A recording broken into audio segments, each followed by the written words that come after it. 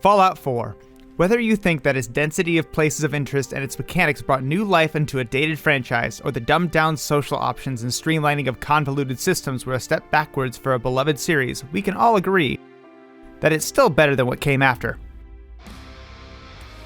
But within Fallout 4 lies a game mode that's meant to test even the most seasoned of open-world RPG veterans: survival. Survival mode doesn't just make the game harder, it fundamentally changes almost everything about the game from the ground up. Fast travel is removed, carry weight is reduced, you do 25% less damage than in normal mode, and enemies do 400% more. Stronger enemies spawn more often and in greater numbers. Legendary enemies spawn 3 times more often. You're required to eat and drink periodically to maintain your health, and failing to do so can result in anything from reduced stats to debilitating diseases, and worst of all, no quick saving. That's right, a game that is well known for your ability to quick save just so you can blow off someone's head or do something stupid without facing any consequences has removed the ability to do so entirely. Instead, you can only save whenever you find a bed to sleep in. And don't even think about trying to change your mind and roll back to save to an earlier state. Rewind time. You get one save file for your entire run, so you'd better be ready to live with the consequences of your actions. In short, this game mode turns this nuclear wasteland into almost as much of a post-apocalyptic hellscape as the real Boston on an average Tuesday. So while most people would play this mode as a fun little challenge to test their skills and push broken builds and weapons to the limit, I decided instead to put on my leather gimp suit and strap in for over 100 hours of torture as I attempted to beat this game through sheer dumb luck. I started my day as most Americans do. I did my makeup, chased away a salesman. You have been pre-selected for entrance into the local vault. Vault 111. Go away. Took a nap. 5, 4, 3, 2. Witnessed the murder of my wife and theft of my child. And escaped the laboratory of a group of mad scientists. Now the challenge begins. Whenever you start a game in the Fallout series, you need to place your initial stats of your character into your special categories, otherwise known as strength, perception, endurance, charisma, intelligence, agility, and luck. Each stat will help your base stats in some way, such as strength increasing your carry weight, or endurance increasing your base hit point total. I didn't hear no bell. For my sheer dumb luck run, I maxed out my luck stat, reduced my intelligence to as low as it would go, and kind of spread out the remaining points as evenly as I could between the rest. This build leaves me with terrible carry weight, which, may I remind you, is severely reduced already in survival mode, below average accuracy, suboptimal health, the charisma of a second creator, reduced XP gain, and so many critical hits I may as well have been using an aimbot for most of this playthrough. If it hadn't been for VATS in the critical hit system, I would have given up on this challenge long ago. But with it, I'm the deadliest man in the Commonwealth. I removed his body from his head. Whenever I activate VATS, or Vault-Tech Assisted Targeting System, as long as someone has so much as their nose peeking out from behind cover and I have a full crit bar, they will most likely become nothing more than a pile of meat on the ground. Oh, you just turned into a hunk of meat. What? As an added challenge to myself, I limited my skill point placement. Every level you gain grants you a skill point, which you can put wherever you want on this fancy chart for extra abilities, as long as you hit all the prerequisites. For me, I decided that every skill point must go into the luck tree if there was a perk available. If not, I could put it in any of these other perks, but no raising any base stats. I started off my journey to find my son and avenge my wife's murder by saying hi to my old robot butler, Codsworth. He tells me that there are people in Concord who can help me. And on my way there, I pick up the goodest boy in the Northeast region, Dogmeat. Together, Dogmeat and I rescued Preston Garvey. He gifted us with a set of power armor and a minigun, which I immediately abandoned. Now hear me out. Yes, power suits are some of the best items in the game, increasing your strength, reducing damage, and immunity to radiation. However, remember that I'm playing survival here, and in survival, ammunition has weight. In order to power your suit of armor, first you'll need fusion cords, which weigh a whopping 4 pounds each. And on top of that, fusion cords only last about 20 minutes of continuous walking, and with no fast travel in survival mode, I'm going to be doing a lot of walking. Other actions such as holding your breath to aim down sights, sprinting, or using VATS also drain your fusion cores. And with harder enemies than normal literally popping out of the ground just to eat me, I would need an average of 2.5 fusion cores or 12 pounds of storage space just to get to my destination in the first place. Not compatible with my measly carry weight of 115 pounds, most of which is dedicated to carrying vital things like food, water, and guns. Wait, what? What? Anyway, I worked on some local side quests in order to farm out some XP before heading to Diamond City. You see, with my lowered intelligence, my rate of XP was severely crippled, and with my build, I was needing to rely heavily on my perks just to survive, so leveling up for perks as fast as possible was mandatory. I'm just goddamn incompetent. Oh, that's the most frustrating part. It's like, as soon as like something surprises me, I just freeze up. What the fuck is going on? Dog meat was essential for my survival. He served as both a bodyguard and alarm system for oncoming threats. Holy shit, dog meat. Okay. Unfortunately, advanced knowledge of dangers does not Fucking guarantee move, dog safety. meat. Ah, you're gonna kill me, dog. That's fine, boy. How much you find?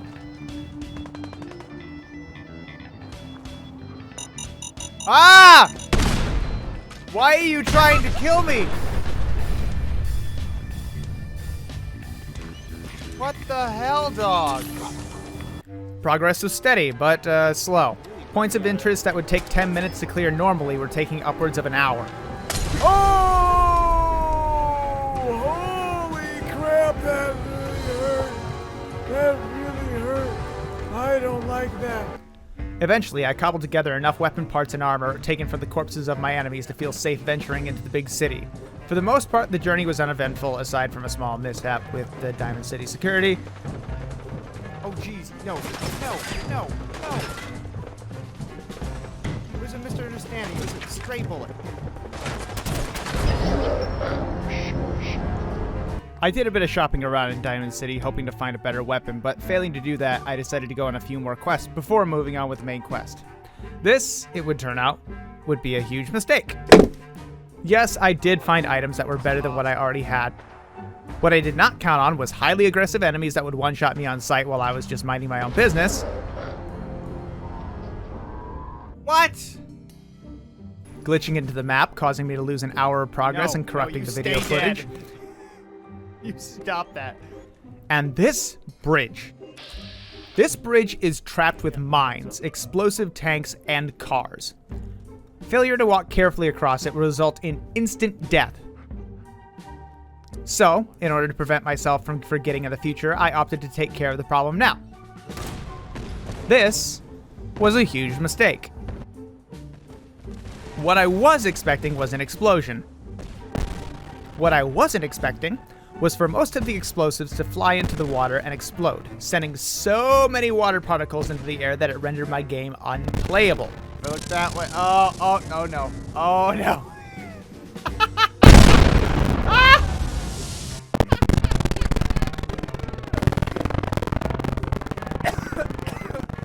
Oh guys, swallow my own spit. Luckily, a blood bug solved my problem for me. Okay. Let's not make that mistake again.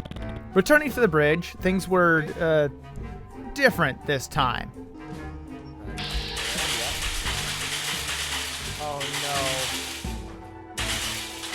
no. And after discovering that the bridge only totally paralyzes my game while looking at it, I decided to trigger the traps after carefully sneaking around them and then walk as far away as possible in order to let it finish its business without me nearby. This did not work and ended in typical Bethesda fashion.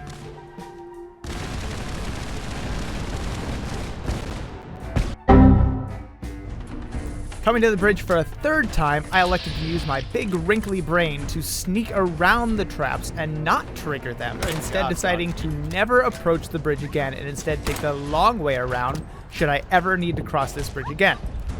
The bridge, detecting my hubris, had other plans. Oh no, it's back.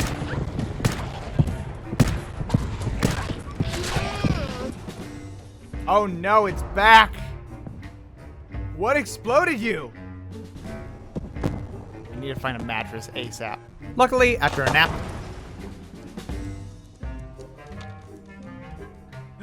Yes. And a death. Okay. Yeah. Oh no! The problem was no more. The bridge was defeated. Fuck!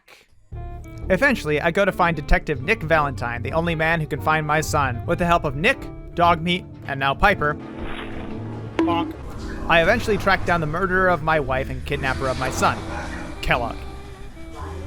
On the way to confront him, a legendary enemy dropped a gun that would save this entire challenge. I gotta be honest, by this point, I was losing motivation. The sheer amount of equipment that was vital to my survival weighed so much, and my strength stat was so small that juggling what items to save and what to toss was becoming more and more of a hindrance. Several recording sessions that were hours long were totally thrown out due to the fact that they were just recordings of me rearranging inventory and bartering with shopkeepers and not actually making any progress. I have spent 40 minutes dealing with inventory shit. Enemies were becoming harder, forcing me to crawl through buildings at a snail's pace, and the need to constantly look for a bed in order to save progress was starting to become a chore that was sucking the fun out of the entire experience. Bye, Dino. I was over 16 hours into this challenge and felt like I had been making little progress for the last 8. Wait, is that crow gonna eat this crow that I just shot? Wait, what the fuck? But this weapon changed all of that. A rifle with the power to freeze any enemy on a critical hit.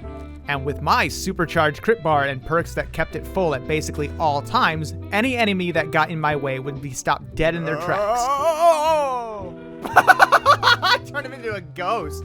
One of the first victims was Kellogg, who, after several attempts, helped me piece together a new strategy. Slow down time,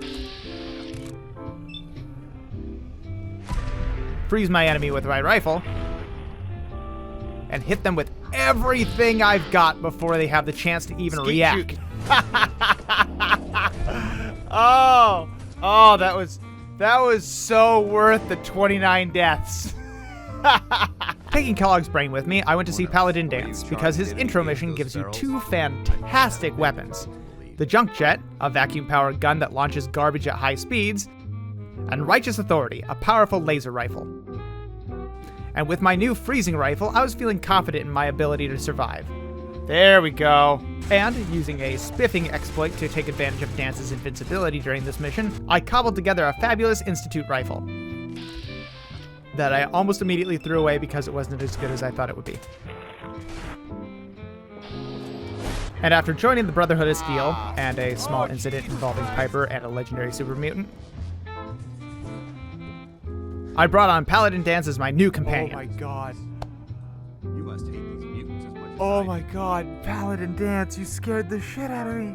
With his big armor, big gun, and big damage, I thought he would be the perfect man to protect my frail body on our adventures. Nice. However, what I didn't realize was what an annoying big it he truly was. Good neighbors of the people, for the people. You feel me? Everyone's welcome. Yeah, I feel you. Good. You stay cool, and you'll be part of the neighborhood. Dance So hates long it. as you remember. Oh, I can't wait to see these two interact, actually. That's Our the relationship USS was rocky from the Constitution. start. What it's doing up on a building is a mystery. That's the USS Constitution. What it's doing up on a building is a mystery. I've heard. That's the USS Constitution. What it's doing up Oh, on a hi. building is a mystery. USS Constitution. What it's doing up on a building is a mystery. That's the USS Constitution. Oh my What it's doing god. up on a building is a mystery. Dance. Shut up. And after a small incident involving an insurance I'll salesman, come visit. I promise. Really? You. Dance, You will? you're such an ass. Okay. You're such an asshole. over Just there right an now. absolute fucking You bigot. This Promise poor you'll come man. visit, right? You are a fucking ass. You know I'll what? see you Fuck there. you. You're, Nothing as soon shouldn't as be living hand, anyway. I'm gonna, Put out I'm of gonna, misery. I am befriending and making Hancock my next companion just to fucking spite you. You goddamn bigot. Oh, you piss me off so much. I don't care how good your fucking rifle is or your power armor. I do not want to deal with your shit anymore. Oh, wow. That made me so mad. Just that little thing that said, Dance hated that. That made me so mad. I did not realize I had that rage just building in the back of my skull. I abandoned him for a friendly robot. I can't believe you're replacing me with this thing. Yeah, Believe fuck it, you. bucko. Now, isn't there someone else you should be irritating? Yes! Yes! My man! Oh, I love that. That's just a big old synthy middle finger straight to Dance. Oh, Nick, I missed you so much. But not before unlocking the vertebrae grenades to give me access to the slower than quick travel but still way faster than less dangerous than walking taxi service. TM. Rooting around in Kellogg's brain to get the location of a former Institute scientist, Virgil, Nick and I tracked him down to a location outside of the map boundaries in the glowing sea, a radioactive wasteland full of dangerous, high-level enemies. Now, I'd love to regale you with the story of hardship and triumph through this total hell zone, but other than a frightening realization that enemies had become such high level that my freezing rifle had stopped freezing them. Oh, are you not affected by that? Motherfucker. Okay.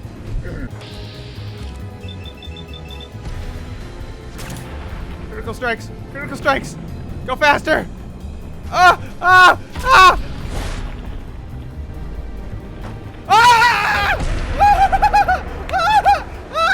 Oh, pause the game. Oh my god.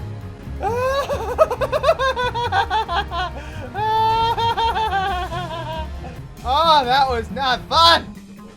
It was actually pretty uneventful. Using the info we got from Virgil, I tracked down an enemy courser who possessed a chip to get me into the Institute, and spent almost 6 solid hours beating my head against the steel wall that is this building. Yep, this building. There are tons of legendary enemies, tons of booby traps, several weapons that will kill me in one hit if an enemy picks them up before I did. Yeah, we're just gonna... No one uses that. And the enemy courser, Z2. The courser we had been tracking that could kill me in one hit at the top of the tower, who was, again, immune to the strategy that I've been using to cheese every boss fight so far. You don't get frozen either. Adding insult to injury, he was using Stealth Boys, an item that lets him turn invisible and prevents me from using VATS against him, rendering me unable to score critical shots against him except for the few seconds I had whenever his stealth wore off and he needed to use another one. Please and to top it all off, this building contains absolutely no beds, which means I could not save while in here. Is there no bed in this entire building? Okay, I guess fucking YOLO. Meaning that if I died to any of the bullshit mechanics I listed earlier, I would have to start completely over from the beginning. This entire ordeal was exasperated by my dumb brain getting tired and bored of this place and making incredibly stupid decisions because of it. No. I eventually resorted to clearing the entire building floor by floor, pausing between floors to go outside, travel about a 5-minute walk away to a local raider camp that I had cleared out days ago that I knew had a mattress on the ground, sleeping, and then going back into the building to clear another floor, repeat as necessary. Finally, getting the chip from the dead android's brain. Oh! Let's fucking go! Alright, I got your fucking chip. I decided to work on progressing the storyline for the railroad. That is gross. I thought all they did was like spit goo at you. I didn't realize they like birthed something from their abdomens. That was disgusting. To finish the main story of Fallout 4, you're forced to pick a faction eventually. There are several, but they all suck in their own way. The Brotherhood of Steel are a bunch of authoritarian bigots who want to kill anyone they deem less than human. The Institute are a bunch of megalomaniac supervillains who want to rule the world through science. The Minutemen are a violent militia, and forget about proud, I'm barely a boy. And the Railroad are a bunch of extremist freedom fighters. But, in my opinion, the Railroad having an end goal of just being able to live lives of freedom without people fearing them or the fear of being captured and re-enslaved is about as noble as a goal as I was going to get in this game. However, when heading to my destination, I discovered something horrible. It returns. The bridge had returned, and was just as angry with me as when I had left it. After several crashes, I abandoned the game for a bit to do a little investigative journalism and found that my initial theories were flawed. What I had thought had happened was that many of the explosive objects had flown into the river, creating a spray of particles causing my game to lag and crash. I thought that once they were unloaded, they would disappear and no longer be an issue. Using this logic, I parked myself at a nearby beach and waited for the particles to dissipate.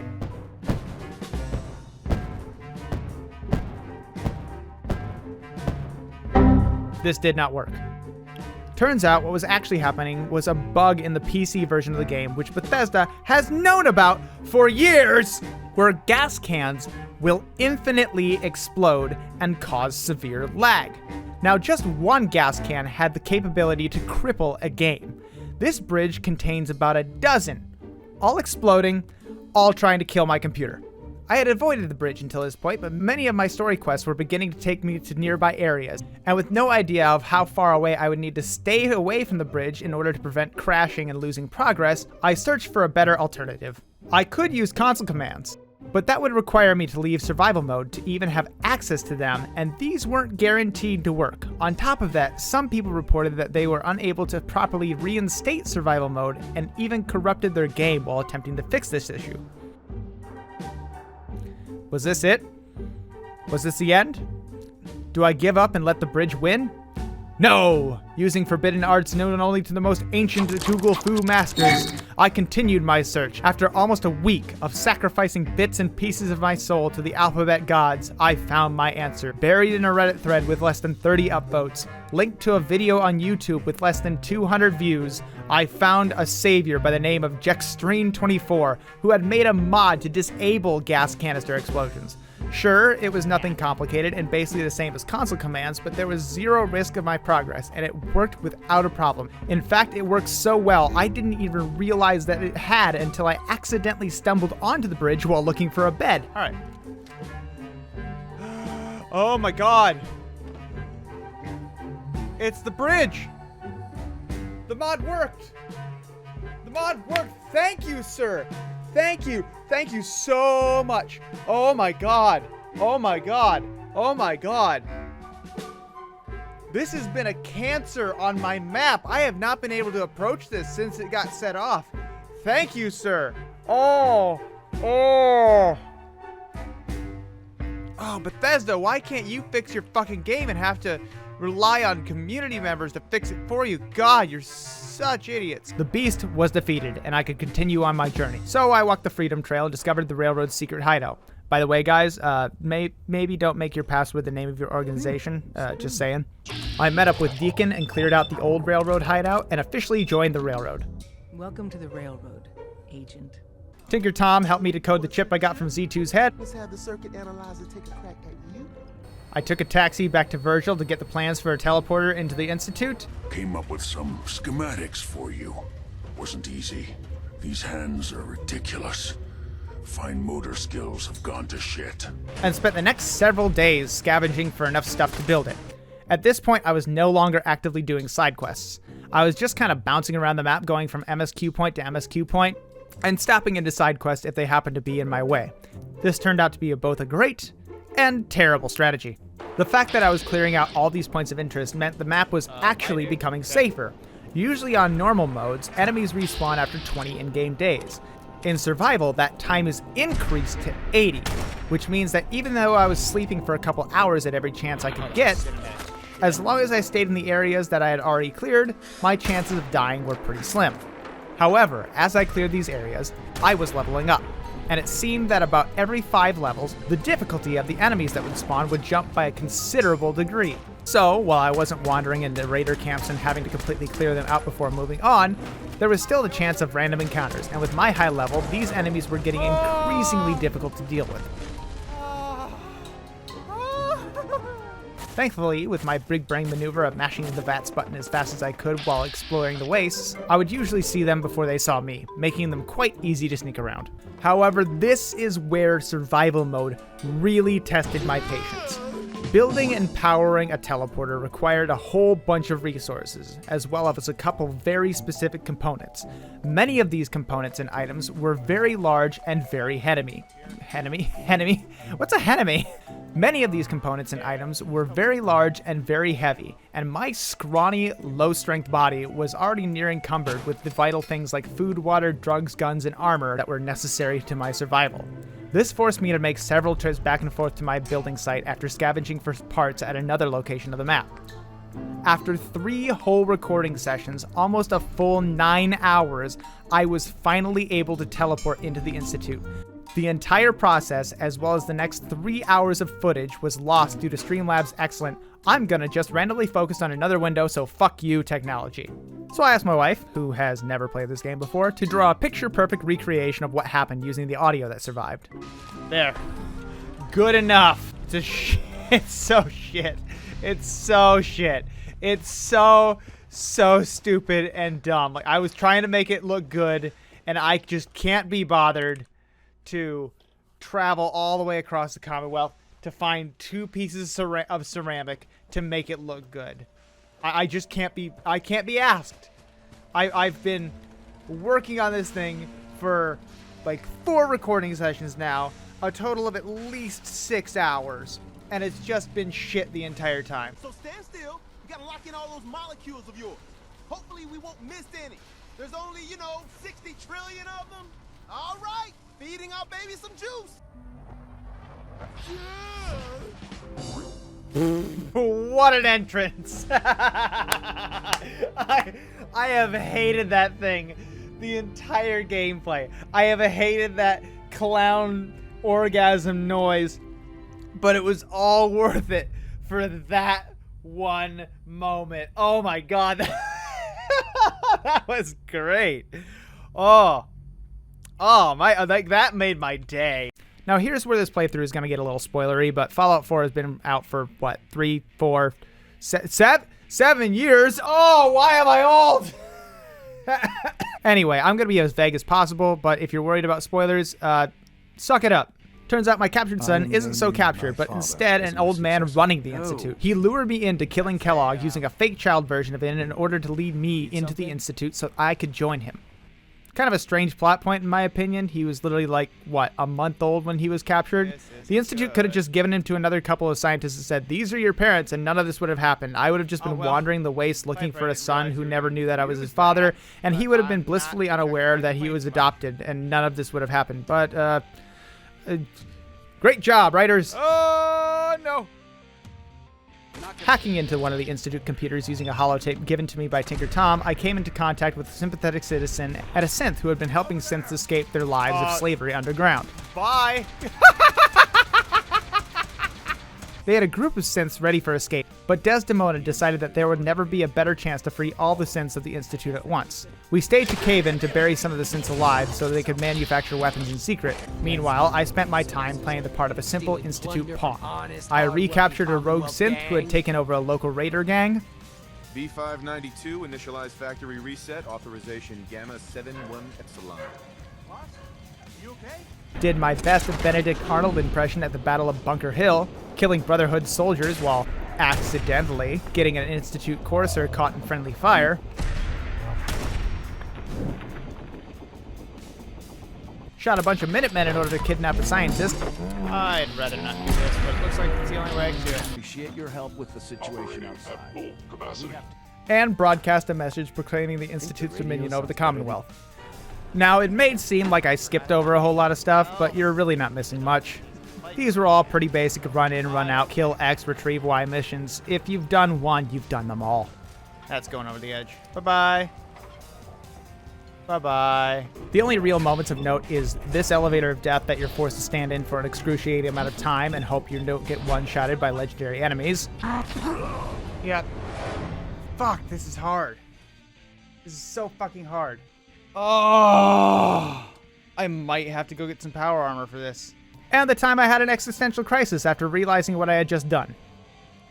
I actually feel bad after doing that. I'm looking forward to I had to working for you, future director. kill a bunch of Minutemen who trusted me, and then I had to threaten a man who eventually had to be subdued and dragged off. I don't feel good after that.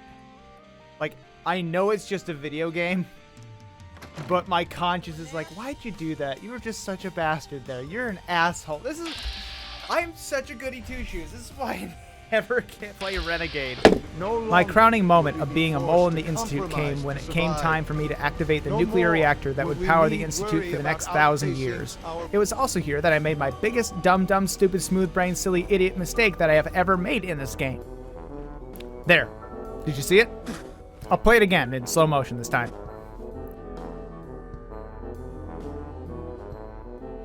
There. What's supposed to happen is this synth is supposed to come up to you and deliver a message that the railroad's plans are ready to move forward. But I, as an impatient idiot, decided to jump down this flight of stairs in order to spare myself 10 seconds of walking at the cost of almost 6 hours of wasted time. Why am I so stupid? After taking a nap in the medbay, I teleported out of the Institute to tell Desdemona that I was told to assassinate her, leaving the message undelivered and soft-locking me out of the railroad questline for the next 6 hours. I tried everything to get the next quest to trigger. I looked up quest trees that were no help. I tried doing railroad side missions for hours. I tried everything I could think of until I finally gave in and just looked up the quest on the wiki and read it in great detail, just to find out I had left this poor schmuck blue-balled underground. Why do I have to be such an impatient fuck? Luckily, all I had to do was teleport back into the Institute and wander around for a bit, and he eventually found me, and we were back on track. Before we can free all the synths and let them roam the wilds, first we had to remove the people who want to kill the synths who are roaming the wilds. And who's that knocking at the door? If the synths are truly to be free, the Institute and the Brotherhood of Steel would both need to be taken out. Luckily, there was already a plan for at least one of those. Steal a vertibird from the Brotherhood, plant explosives on the volatile gas chambers inside the Brotherhood's blimp/base of operations, get out, and watch a fiery death ball from a safe distance. Simple enough, and getting our hands on a vertibird and sneaking into the Pridwin was easier than I originally thought. Getting out was a different story. Don't take too long in there. If there is any moment in my gaming career that I see as my golden accomplishment in my life, it's this one right here. Through trial and error, luck, sheer hard-headedness, and enough chem to make a drug lord concerned for my health, I dodged so many bullets and bent time to my will to the point of breaking that both Neo and Doctor Strange had to give up their titles and anoint me as the one supreme, true ruler of the multi-matrix after this shit.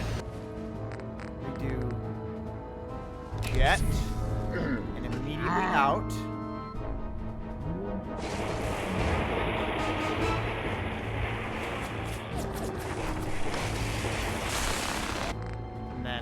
Jet, and yeah, why?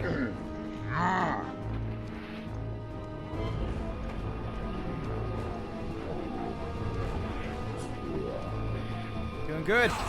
Doing good so far.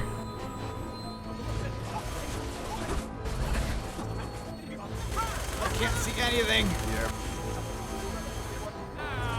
Yes, please. Get me out of the airport. Get me out of the airport! No, no, no, no. I can't see anything to aim at. Okay. No. Here goes nothing. Shit! Yes! That's a hell of a thing. Rest easy, Oh! I need a drink. I do too, Deacon. Oh, God. No! Leaving the flaming death ball that was once home to a bunch of genocidal fascists behind, it was time for the big breakout and final day of the Institute. I teleported into the unsuspecting facility, made my way to the main teleport hub, politely asked the occupants to clear the room, and teleported the rest of my cohorts in. The mission was good to go. We made our way through the old tunnel, disused parts of the Institute, full of security turrets and old model synths. My co-freedom fighters did most of the work, charging ahead and distracting the security as I hung in the back, taking them out at long range. Or even turning the Institute's own security against itself. Making our way back to the main facility, I was the very definition of cool, calm, and collected. I need a bed. So bad. Seeing my son for the last time and leaving him to die, I gained access to the reactor, planted the bomb, and got the hell out. The game was finished. All right. With a push of this button, it will be done. It will be done.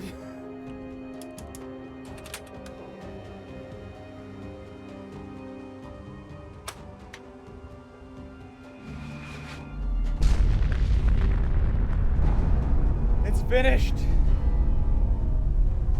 If you look at my game time, I finished this in just under 63 hours. However, that number is wrong because it doesn't take into account all the time I lost between deaths, crashes, and other things that just kind of went wrong. If you look at the total amount of time in my recordings, I capped out at 102 hours. And yes, there were a lot of pause screens and such, but still, almost 100 hours later, I had finally beat this challenge. And what did I think about this challenge? In a word, it sucked. Survival mode is still my favorite way to play Fallout 4. However, it is definitely made to be balanced out on your perk sheet. Honestly, the biggest drawback wasn't the fact that I was a one-hit wonder, it was the fact that I couldn't carry anything. I had to pass up on several great mods for my weapons simply because they made my weapons too heavy, and I was doing a lot less damage than I needed at a lot of points in this playthrough. I will probably never try something like this again in this game. Honestly, I don't recommend this challenge to anyone. However, if you do this challenge, take a little advice from me. Save as often as you can. If you see a bed, sleep in it. And if you sleep in it, sleep for 2 hours. The way the game is programmed, if you sleep for 2 hours rather than just the 1, you will actually stave off fatigue for a little longer than you normally would. Invest in lead belly as soon as you can. While it is true that stim packs will eventually overtake food, every time you use a stim pack, you get dehydrated and you will need water. And having to find a source of purified water is a pain, especially when you're drinking upwards of a dozen purified waters in every single point of interest. The ability to crouch over just any muddy puddle you want and take a sip whenever you're dehydrated is an indispensable ability that you need as early in the game as you can. Use doctors as often as possible. Don't bother saving money. Don't be afraid to buy things. All of your luck perks and stats will actually just give you money in general. Buy things as frequently as you can, whether it's purified water or doctor's visits, and get used to dying. You want to know how much I died? I present to you a symphony of death.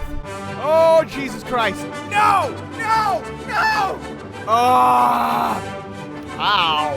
Ah, damn it. I was not paying attention. Motherfucker! No! This is what I wanted to do. I just want to thank all of you for watching this video all the way through. I had a lot of fun doing this, even though it was kind of a pain in the butt. Now, I'm not going to do the typical YouTuber thing that they do at the end of the videos, but all I'm really going to do is ask, if you have a challenge that you'd like me to do, go ahead and leave it in the comments and you might see it in a future video. I hope you have a good day, and stick around to the end of this musical number to see the total number of deaths in this challenge. Okay. Yeah, okay. You did good. Done did good. No. Bad. No. That didn't just happen. That didn't just happen, right? I didn't just get blown up by a fucking mine. That did. No, that didn't happen. That didn't happen at all. I'm dreaming. I'm hallucinating. I didn't just do 3 goddamn quests without sleeping, go looking for a bed and get blown up by a fucking mine after surviving a goddamn fire. No. That'd be stupid. I'd be an idiot for falling for that obvious trap. Thanks for watching. My dog is worried about the sounds I'm making. Oh, yes. You're not a lap dog. You're really not a lap dog. You're 160 pounds of fluff, and you're... Oh, God.